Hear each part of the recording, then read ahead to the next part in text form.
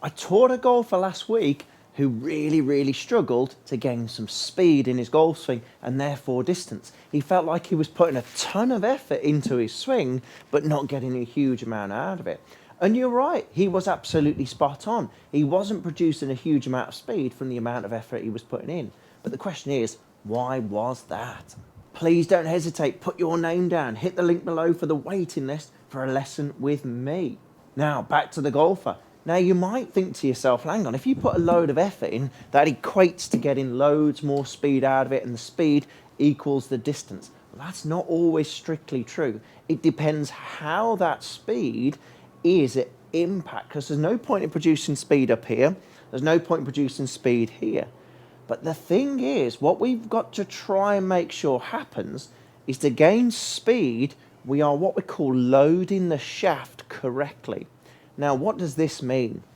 It means when we come into impact, that shaft has been loaded during the swing, had what we call an X amount of excess force on top of that shaft, and then unloading at impact. Because there's no point in loading up here, unloading here, it's just going to decelerate as we come into it. So I'm going to show you today in a really simple way how we can load the shaft and then unload the shaft. This guy came in, huge amounts of effort, really a lot of effort in, but hardly any return, not a huge amount. Big guy, really quite muscly, works out, but struggled to create the club speed.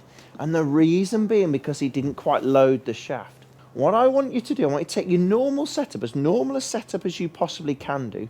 I want you to take the club to the top of, again, your normal swing. I want you to slowly take the club down, so when your hands are in front of your right thigh, the shaft of the golf club is parallel. And what I want you to do from there, I want you to keep in your body very still, using your hands and arms to waggle that golf club as frantically as you can get, okay? Do this for a few seconds, do this for about 10, 15, 20 seconds or so, as frantically as you can get. You'll feel your forearms start to cramp up. And what's happening there, and what we're trying to feel here, so that waggle of that shaft there, that's what we call simple loading. And the loading takes place here, halfway down, and then we unload at impact. All we're trying to do here is load at the right point. When you get a little bit more expert at this, you can then do this drill a little bit faster. Take it to the top, down to that position, halfway down, waggle, and then we're taking the club back, and then down and through. So let's try that again. So we're setting up as normal as we can do.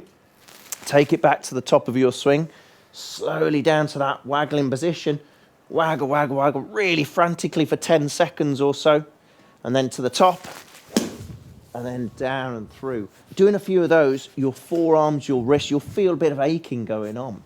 But that's them working to load that shaft, because if we don't use the hands, we're not able to load the shaft. If we're just using our body to swing that golf club to the golf ball, we're not able to load that shaft as efficiently as we could do, and therefore it's not going to be unloaded at the right position. So let's feel that again. That's set up as we normally would do. Take to the top and stop.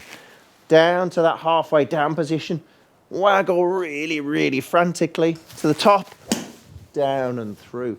And you won't believe how much speed you can gain just by doing this little drill.